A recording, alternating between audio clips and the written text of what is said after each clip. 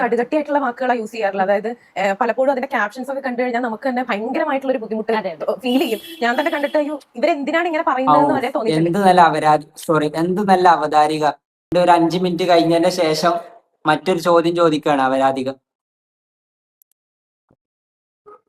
കിച്ചു രേണുവിനെ ഗർഭമാക്കിയോ എന്നാണ്. ഇതിനൊക്കെ ഞാൻ എന്ത് മറുപടിയാ പറയേണ്ടത്? അത് എന്ത് നാണം കെട്ട ചോദ്യാണ്. സുധിച്ചേട്ടാ ഞാൻ വന്നേ. നമ്മുടെ രേണുസുതി പൂർവാധികം ശക്തിയോടെ തിരിച്ചു വന്നിട്ടുണ്ട്. കീമോ ഒക്കെ കഴിഞ്ഞിട്ട് പൂർവാധികം ശക്തിയോടെയാണ് തിരിച്ചു വന്നത്. വന്നിട്ട് ഒരു ഇന്റർവ്യൂ അങ്ങോട്ട് കൊടുത്തിട്ടുണ്ട് രേണുസുതി. ആ ഇന്റർവ്യൂവിനെ കുറിച്ച് ഒറ്റ വാക്കിൽ പറയുകയാണെങ്കിൽ അപരാധ ചോദ്യങ്ങളും അപരാധ ഉത്തരങ്ങളും. ഇതാണ് ആ ഇന്റർവ്യൂവിനെ കുറിച്ച് ഒറ്റ വാക്കിൽ പറയാനുള്ളത്. ഇനി രേണുസുതിന്റെ കാര്യം പറയുകയാണെങ്കിൽ ഈ സ്ത്രീയെ കുറിച്ച് ആലോചിച്ചിട്ട് പലതവണ അത്ഭുതം തോന്നിയിട്ടുണ്ട്. ഈ സ്ത്രീ എന്താണ് ഇങ്ങനെയെന്ന് എനിക്ക് തോന്നിപ്പോയിട്ടുണ്ട്. കാരണം എന്താ, ഈ സ്ത്രീയുടെ വായ പൂട്ടി വെക്കൂല. ഏതു നേരം ഓരോന്ന് പറഞ്ഞു നിൽക്കും. എന്നിട്ട് അടുത്ത പ്രശ്നം ഉണ്ടാക്കും, അടുത്ത പ്രശ്നം ഉണ്ടാക്കും, അടുത്ത പ്രശ്നം ഉണ്ടാക്കും.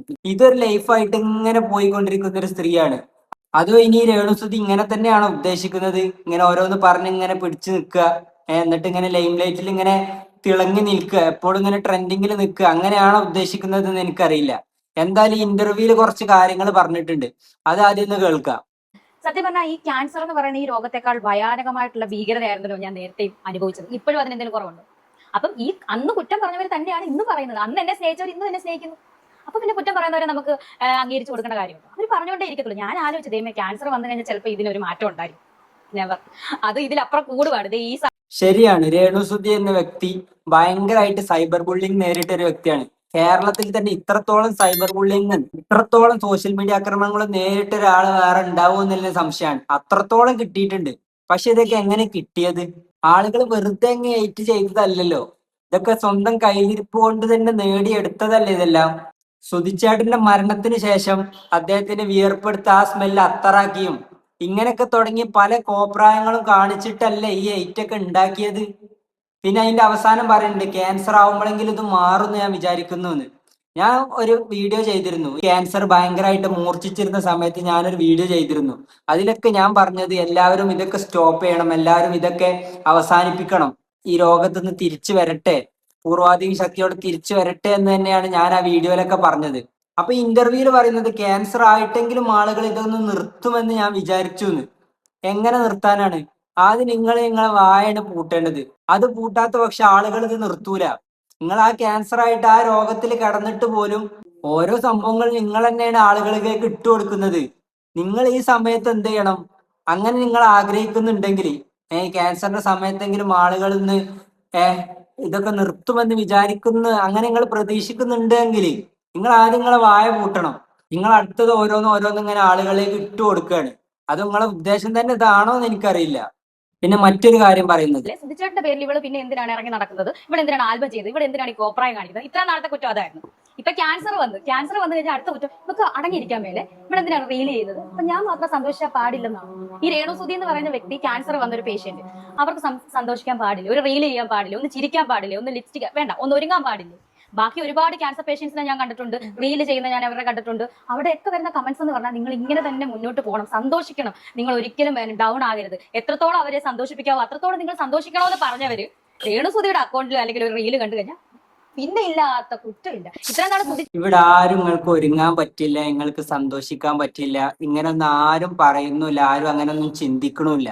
ഇതിന്റെയൊക്കെ പ്രശ്നം ആദ്യം പറഞ്ഞു തന്നെ വീണ്ടും പറയുന്നു, നിങ്ങൾ ചെയ്തു വെച്ച കാര്യങ്ങൾ നിങ്ങൾ വാ തുറക്കരുത്. നിങ്ങൾ വാ തുറക്കാതെ നിന്നാൽ തന്നെ ഈ പ്രശ്നങ്ങളെല്ലാം മാറിക്കിട്ടും. നിങ്ങൾക്ക് റീലിടാം. നിങ്ങൾ ഓരോ പ്രശ്നങ്ങൾ ഇങ്ങനെ ഉണ്ടാക്കി ഇങ്ങനെ കൊണ്ടുവരാണ്. രേണുസുതി എന്ന് നിങ്ങൾക്ക് നിങ്ങളുടെ ഇപ്പോൾ ഉള്ള ഈ ഹെയ്റ്റ് മൊത്തം മാറണമെന്ന് നിങ്ങൾ ശരിക്കും മനസ്സുകൊണ്ട് ഉദ്ദേശിക്കണമെന്നുണ്ടെങ്കിൽ ഈ ഹെയ്റ്റ് മൊത്തം മാറണം. ആളുകൾക്കിടയിൽ ഇപ്പൊ എൻ്റെ ഉള്ള ഈ ഇമേജും എൻ്റെ ഈ ഹെയ്റ്റും മൊത്തം മാറണം എന്ന് നിങ്ങൾക്ക് ഉദ്ദേശം ഉണ്ടെന്നുണ്ടെങ്കിൽ നിങ്ങൾ ആ രീതിയിൽ അതിന് പണിയെടുക്കണം. അല്ലാതെ നിങ്ങൾ ആദ്യം തുടങ്ങിയ തന്നെ പല പ്രശ്നങ്ങളും പല കോൺട്രവേഴ്സികളും ഉണ്ടാക്കിയിട്ടാണ് സുധിച്ചേട്ടന്റെ മരണത്തിന് ശേഷം പല വിവാദങ്ങളും പല പ്രശ്നങ്ങളും ആളുകൾ അത്രത്തോളം നിങ്ങളെ എയ്റ്റ് ചെയ്തത് അതിനായിട്ടുള്ള കാരണമുണ്ട്.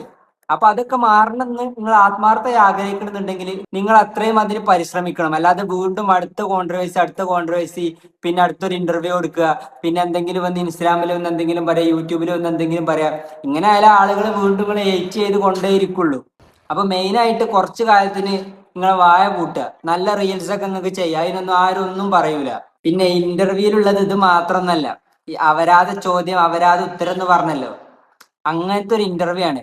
നിങ്ങളത് കാണണം എന്നൊന്നും ഞാൻ പറയുന്നില്ല, ഞാൻ അതിൽ ചെറിയൊരു കുറച്ച് ഭാഗങ്ങൾ മാത്രം നിങ്ങൾക്ക് കാണിച്ചു തരാം, അല്ലാതെ കഷ്ടപ്പെട്ടത് കാണണം എന്നൊന്നുമില്ല. അങ്ങനത്തെ ചോദ്യങ്ങളും അങ്ങനത്തെ ഉത്തരങ്ങളാണ്.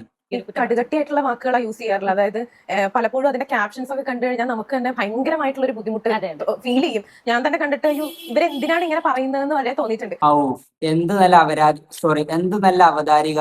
ഭയങ്കര വിഷമമുണ്ട് ആളുകൾ അങ്ങനെയൊക്കെ ക്യാപ്ഷനും ഇതൊക്കെ കൊടുക്കുമ്പോ ഈ അവതാരികക്ക് ഭയങ്കരമായിട്ടുള്ള അങ്ങോട്ടും ഇങ്ങോട്ടും അക്ഷരം മാറുന്നുണ്ട്. ഭയങ്കര വിഷമം കാണുമ്പോ തന്നെ അങ്ങനത്തെ ക്യാപ്ഷനൊക്കെ കാണുമ്പോ തന്നെ ഭയങ്കര വിഷമാണല്ലോ. അപ്പൊ അത് അടുത്ത ഒരു 5 മിനിറ്റ് കഴിഞ്ഞതിന് ശേഷം, ഇന്റർവ്യൂ ഇങ്ങനെ പോയിക്കൊണ്ട് ഒരു 5 മിനിറ്റ് കഴിഞ്ഞതിന് ശേഷം മറ്റൊരു ചോദ്യം ചോദിക്കുകയാണ് അവരാധികം. സത്യത്തിൽ നാവുന്നു വന്നാണ് അവതാരിക. ഇപ്പൊ ചേച്ചി പറഞ്ഞ പോലെ തന്നെ മനുഷ്യത്വരഹിതമാണെന്ന് എനിക്കറിയാം. ചേച്ചിയുടെ അടുത്ത് അത് ചോദിക്കുന്നതുകൊണ്ട് എനിക്കും ബുദ്ധിമുട്ടുണ്ട്. പക്ഷെ ഇത് ആളുകൾ അറിയണമെന്ന് എനിക്ക് പേഴ്സണലി ആഗ്രഹം ഉള്ളതുകൊണ്ട് ഞാനൊരു കാര്യം ചോദിക്കുകയാണ്. ഞാൻ ഈ ഒരു പോസ്റ്റർ, ഒരു തംബ്നെയിൽ കാണിക്കാം. ആ തംബ്നെയിൽ കണ്ടു കഴിഞ്ഞാൽ നമുക്ക് ഭയങ്കര ബുദ്ധിമുട്ട് തോന്നും. ഇതാണ് ആ തംബ്നെയിൽ വരുന്നത്. ഇതിനകത്ത് വരുന്നത് ചേച്ചിയുടെ പടവും വെച്ചിട്ടുണ്ട്, കിച്ചുവിന്റെ പടവും വെച്ചിട്ടുണ്ട്, പിന്നെ ആ വ്ളോഗറുടെ പടവും വെച്ചിട്ടുണ്ട്. എന്തോ ഒരു റൈറ്റപ്പ് അത് റൗണ്ട് ചെയ്ത് കാണിച്ചിട്ടുണ്ട്. കണ്ടന്റ് ഇതാണ്: ഗർഭമാക്കിയോ? കിച്ചു രേണുവിനെ പീഡിപ്പിക്കാൻ ശ്രമിച്ചോ? സത്യം ഇത്. കിച്ചു രേണുവിനോട് മോശമായി പെരുമാറിയോ? Question mark. ഈ സത്യം നിങ്ങൾ അറിയണം. പിന്നെ രേണുവിന്റെ ഗർഭം, പിന്നെ ഒരു മോർ ഇട്ടിട്ടുണ്ട്. എനിക്ക് തോന്നി ഗർഭകഥ, എനിക്ക് തോന്നുന്നത് ഞാൻ ബിഗ് ബോസിൽ ആയിരുന്നപ്പം ഇറങ്ങിയ സംഭവമാണ്. ഞാൻ ഇറങ്ങിയ ഉടനെ മുൻ ബിഗ് ബോസ് താരവും എന്റെ ഒരു ഫ്രണ്ട് എന്ന് പറയാൻ പറ്റത്തില്ല അവരെയൊക്കെ, ഞാൻ ഫ്രണ്ട് എന്ന് കരുതിയ ഒരാൾ എന്നെ പറ്റി ഇറക്കിയ ഒരു സംഭവമാണ്. ഞാൻ സുധിച്ചേട്ടന്റെ മരണത്തിന് ശേഷം, ഞാൻ വീണ്ടും അത് കുത്തിപ്പൊക്കുക എന്ന് കരുതരുത്, ഞാനത് സംസാരിക്കട്ടെ. സുധിച്ചേട്ടന്റെ മരണത്തിന് ശേഷം 1 മാസം കഴിഞ്ഞപ്പോൾ ഞാൻ പ്രഗ്നന്റ് ആയി, അബോർഷൻ ആക്കി എന്ന് പറയുന്നത് സംഭവവുമായിട്ട് ബന്ധപ്പെട്ടാന്ന് തോന്നുന്നു ഈ വൃത്തികെട്ട ഈ വ്ളോഗർ ഇപ്പൊ ഇങ്ങനെ ഒരു പ്രസ്താവന നടത്തി. ഇതിനെപ്പറ്റി ഞാൻ എന്ത് പറയാനാണ്? ചോദിച്ചിരിക്കുന്നത് കിച്ചു രേണുവിനെ ഗർഭമാക്കിയോ എന്നാണ്. ഇതിനൊക്കെ ഞാൻ എന്ത് മറുപടിയാ പറയേണ്ടത്? പരമാവധി രേണുസുതി വേറെ എന്തൊക്കെയാ പറയാനാണ് ശ്രമിച്ചേ, പക്ഷെ അവതാരികക്ക് കിട്ടണത് കിട്ടണില്ല. അപ്പൊ ഒന്നും കൂടി ചോദിക്കാണ്, ഇതിനുള്ള ഉത്തരം ശരിക്കും ഇങ്ങോട്ട് കിട്ടാനേ. എന്താണോ ഇങ്ങനത്തെ ചോദ്യം തന്നെ, ഇവർക്ക് ഈ ചോദ്യം ചോദിക്കണം, എന്നിട്ട് മറ്റൊരാള് ഇങ്ങനെ ഒരു തമ്പനയിൽ ഇട്ട് ഓക്കെ അത് പറഞ്ഞു കഴിഞ്ഞിട്ട് ഉത്തരം കിട്ടില്ല, വീണ്ടും ചോദിക്കുകയാണ്. എന്ത് നാണം കെട്ട ചോദ്യാണ്. എന്നിട്ട് ആദ്യം വലിയ സെന്റി ഇങ്ങോട്ട് മെയ്കീനി. ഇങ്ങനത്തെ ക്യാപ്ഷനൊക്കെ കാണുമ്പോൾ ഭയങ്കര വിഷമാണ്. എന്നിട്ട് ചോദിച്ച ചോദ്യാണിത്. അതാ ഞാൻ പറഞ്ഞ, അങ്ങനത്തെ ഒരു അവരാതെ ക്വസ്റ്റ്യൻ അവരാതെ ഉത്തരം. ഇതാണ് ഈ ഇന്റർവ്യൂവിന്റെ ചുരുക്കത്തിലുള്ള ഉത്തരം. അതിന് രേണുസുതിന്റെ മറുപടി ഞാൻ എന്ത് പറയാനാ, അയ്യയ്യോ. പിന്നെ വീഡിയോയിൽ മെയിൻ ആയിട്ട് പറയുന്നത് സുധിച്ചേട്ടന്റെ കുടുംബത്തെ കുറിച്ചും സുധിച്ചേട്ടന്റെ മറ്റേ മകന്, അതായത് ആദ്യ കല്യാണത്തിലെങ്ങാനുള്ള മകന് കിച്ചു, അത് രേണുസുതിന്റെ മകനല്ലല്ലോ, അതിനെ കുറിച്ചൊക്കെ കുറെ കുറ്റം. അത് ചെറിയൊരു ക്ലിപ്പ് ഞാൻ കാണിച്ചു തരാം. എന്തെങ്കിലും ഫുഡ് ഐറ്റം വല്ലതും കൊണ്ടുവന്ന് എന്റെ അമ്മ പറയും, ദേ അവന്റെ കൊടുക്കുക, അവനൊരു ഇത് വരരുത്, വിഷമം വരരുത്. അങ്ങനെയാണ് ഞങ്ങളുടെ ബന്ധുക്കളുടെ മുന്നിൽ പോലും അവനെ ഞങ്ങൾ കൊണ്ടു നടന്നത്. അറിയോ? അതൊക്കെ മറന്നാണ് ഇപ്പൊ പെരുമാറുന്നത്. എനിക്കൊന്നും വേണ്ട. കിച്ചു രാഹുൽ സന്തോഷമായിട്ട് ബിസിനസ്സും ചെയ്ത് ബിഗ് ബോസിനും കയറട്ടെ, എന്തും ആയിക്കോട്ടെ, പൈസ ഉണ്ടെങ്കിൽ ജീവിക്കട്ടെ. എനിക്ക് 1 രൂപ തന്നിട്ടില്ല, എനിക്ക് വേണ്ട. ക്യാൻസർ ആയിട്ട് കിടക്കുമല്ലേ, ഒരു വിഷമമുള്ളവരുടെ വിഷമം തീർക്കാനാണോ വന്നത്? ഇവിടെ വന്നെന്ന് ഞാൻ അറിഞ്ഞു, എനിക്കറിയില്ല, ഞാൻ ഐസിയു കിടക്കും, ഇവിടെ വന്നെന്ന് അറിഞ്ഞത്. ഞാൻ പരിസരം നിരീക്ഷിക്കാനോ, ഞാൻ ഇനി എഴുന്നേക്കത്തില്ലെന്ന് അറിയാനോ? അതാണോ വന്നത്? എന്നിട്ട് ഒരു വീഡിയോ ഇറക്കിയല്ലോ അമ്മയുടെ സബ്സ്ക്രിപ്ഷൻ. ആ സബ്സ്ക്രിപ്ഷനിൽ കിട്ടിയ പൈസയും കൊടുത്തിട്ടുണ്ടല്ലോ, ഒരുപാട് പൈസ. ഞാൻ സബ്സ്ക്രിപ്ഷന് കിട്ടിയ പൈസയും ഞാൻ കൊടുത്തിട്ടുണ്ടല്ലോ, അതും മേടിച്ചിട്ടല്ലേ എന്നെ ഈ കുറ്റം പറയുന്നത്, അല്ലേ? ഇന്റർവ്യൂവിൽ മെയിൻ ആയിട്ട് ഈ കാര്യങ്ങളാണ് സംസാരിക്കണത്, ഈ കിച്ചുവിനെ കുറിച്ച്, ഈ കുടുംബത്തിനെ കുറിച്ച്, ഇതൊക്കെയാണ് സംസാരിക്കുന്നത്. എന്നിട്ട് അതിന്റെ അടിയിൽ കമന്റ്സ് ആണെങ്കിലോ, കിച്ചു ഉയർന്നു പോകുമ്പോ അത് രേണുസുതിക്ക് പറ്റുന്നില്ല, രണ്ടാനമ്മ തന്നെയാണ്, ഇങ്ങനെ തുടങ്ങി കുറെ കമന്റ്സ് ഉണ്ട്. രേണുസുതി ഇത് പറയുന്നത് ചിലപ്പോ ശരിയായിരിക്കാം, ചിലപ്പോ തെറ്റായിരിക്കാം. എനിക്ക് പറയാനുള്ളത്, എനിക്ക് ഈ കാര്യത്തിൽ ഒരു അഭിപ്രായം പറയാനില്ല. ഇതിന്റെ താഴെ വന്നിട്ട് കിച്ചു വളർന്നതിന് രേണുസുതിക്ക് അസൂയാണ് ഒരു കൂട്ടര്, എന്തൊക്കെ പറയണേ. ഇനി ഇവരെ കൂട്ടത്തില് ഈ രേണുസുതി പറയുന്നത് ഇനി ശരിയാണെങ്കിലും തെറ്റാണെങ്കിലും എനിക്കിതിലൊരു അഭിപ്രായം ഇല്ല എന്ന് മാത്രമല്ല, ഈ സ്ത്രീയോട് എനിക്ക് പറയാനുള്ളത്, കുറച്ചു കാലം ഒന്ന് വായ പൂട്ടി നിന്നാൽ തന്നെ കുറേ നിങ്ങളെ പ്രശ്നങ്ങൾ തീരും. അത് നിങ്ങളിത് മനഃപൂർവ്വമാണ് ഇങ്ങനെ ഓരോന്നും ഇങ്ങനെ ഇടക്കിടക്ക് ഇങ്ങനെ പടച്ചു വിടണം, എന്നിട്ട് ഇതിമ്മ പിടിച്ചിങ്ങനെ കയറണം, ഇതിമ്മ പിടിച്ചിങ്ങനെ എപ്പോഴും ഇങ്ങനെ ഈ ഒരു ലൈം ലൈറ്റിൽ നിൽക്കണം, അങ്ങനെയാണ് ഉദ്ദേശിക്കുന്നുണ്ടെങ്കിൽ വേറെ ഒന്നും പറയാനില്ല.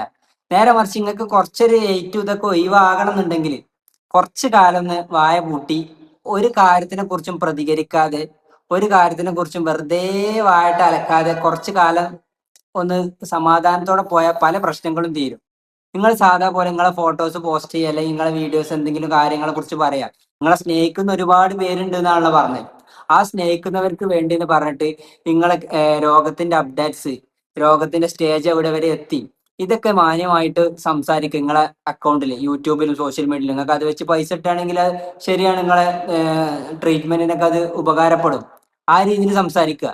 കുറച്ച് കാലത്തിന് നിങ്ങൾ ഈ വായിട്ട് അലക്കുന്നത് വെറുതെ വായ തുറന്നാണ്ട് ഓരോ പ്രശ്നങ്ങൾ ഉണ്ടാക്കുകയാണ്. എന്നിട്ട് എനിക്ക് വന്ന ഏറ്റവും ഒന്നും ആർക്കും വന്നിട്ടില്ല ഇങ്ങനെയൊക്കെ പറഞ്ഞിട്ട് എന്ത് കാര്യം?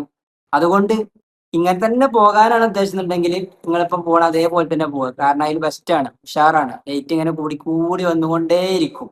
ഇപ്പൊ കുറച്ചൊന്ന് കുറെ കാലത്തിന് വീഡിയോസ് ഒന്നും ഇല്ല, കുറച്ച് ആളുകളൊക്കെ ഒന്ന് കുറഞ്ഞേനി. അടുത്ത വീഡിയോ വന്നിട്ട് ഇതാ വീണ്ടും അവരാധം പറയുന്നു. ആളുകൾ പിന്നെ ഈ സംസാരത്തിന് സംസാരിക്കും. കുറച്ചു കാലം നല്ല പോലെ എന്തെങ്കിലും സംസാരിക്കുക, നല്ല വീഡിയോസ് എന്തെങ്കിലും ഇടുക. വെറുതെ ആവശ്യമില്ലാത്ത കാര്യത്തിന് വാ തുറന്നിട്ട് ഹെയ്റ്റ് വാങ്ങിയിട്ട് എനിക്ക് ഇതൊക്കെ കിട്ടി പറഞ്ഞിട്ട് കരഞ്ഞിട്ടൊന്നും കാര്യമില്ല. എന്തായാലും ക്യാൻസർ ഒരു കീമോ കഴിഞ്ഞിട്ടുണ്ട്, 3 കീമോ അങ്ങനെ കഴിഞ്ഞ് അങ്ങനെ എന്തോ തോന്നുന്നുണ്ട്. ഇനിയും കുറച്ച് കീമോ കൂടി ഉണ്ട്, പിന്നെന്തോ സർജറി ഉണ്ട്. ഇതൊക്കെ കഴിഞ്ഞ് പൂർവാധികം ശക്തിയോടെ ഈ രോഗമൊക്കെ പരിപൂർണമായി മാറിയിട്ട് തിരിച്ചു വരട്ടെ. പിന്നെ നിങ്ങൾ ഇതേ ശൈലിയിലാണ് പോകുന്നുണ്ടെങ്കിൽ ഹെയ്റ്റ് കൊണ്ട് നിങ്ങളെ മൂടുക തന്നെ ചെയ്യും. കാരണം ആ രീതിയിലാണ് പോകുന്നത്. അതുകൊണ്ട് അതൊക്കെ പറയാണ്.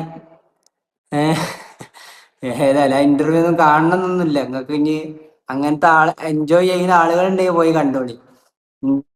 അപ്പൊ അത്രേ ഉള്ളൂ ഇന്നത്തെ വീഡിയോ. ചാനൽ ആരെങ്കിലും സബ്സ്ക്രൈബ് ചെയ്യാത്തവർക്ക് ഉണ്ടെങ്കിൽ ചാനൽ സബ്സ്ക്രൈബ് ചെയ്യുക. മറ്റൊരു വീഡിയോയിൽ വീണ്ടും കാണാം. നമ്മുടെ പ്രീവിയസ് വീഡിയോ ഒക്കെ ഒന്ന് എടുത്ത് നോക്കേണ്ടി എല്ലാവരും.